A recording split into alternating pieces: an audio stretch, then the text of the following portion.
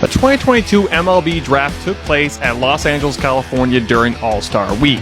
I forgot to do this a few weeks ago, and that's because I thought I had already done it, but this is why it's a little bit late, just because I forgot.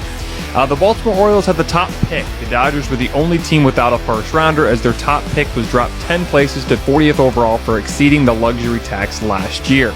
Baltimore had the number 1 pick and selected Jackson Holliday, the son of former World Series champion Matt Holliday. Jackson Holliday is from Stillwater High School and plays shortstop. The Diamondbacks had the very next pick and selected Drew Jones, outfielder out of Wesleyan High School in Georgia. The Rangers had the 3rd pick and took right-handed pitcher Kamar Rocker from Vanderbilt. The Pirates had the 4th pick and drafted Tamar Johnson, shortstop from Benjamin E. Mays High School in Georgia. The Washington Nationals had the 5th pick and selected Elijah Green, outfielder from IMG Academy in Florida. The Marlins had the next pick and took Jacob Berry, a third baseman/outfielder from the University of LSU. The Chicago Cubs had the 7th pick and drafted Cade Horton, pitcher from the University of Oklahoma. The Minnesota Twins had the 8th pick and took shortstop Brooks Lee from Cal Poly University.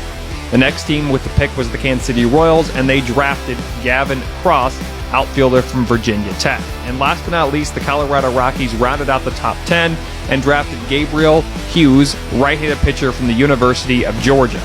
This officially rounds up the top 10 in this year's MLB draft. In this year's draft, there were 2 players in the top 10 that had fathers that had played in the MLB. That was Jackson Holliday, whose father was Matt Holliday, and Drew Jones, whose father was Andrew Jones.